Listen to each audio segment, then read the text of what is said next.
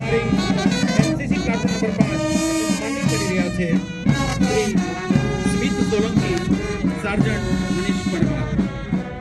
તો અમારી SPC platoon number 6 એનું કમાન્ડિંગ કરી રહ્યા છે નિહાલ જયેશભાઈ વાજા। ધ્વજ મંચ તરફ અગ્રેસર થઈ રહ્યા છે। अंकित है इतिहास हमारा त्यागपूर्ण बलिदानों से, कौन नहीं है परिचित जग में हिंदू वीर संतानों से। आओ राष्ट्रनी अंदर आ देश ने आजाद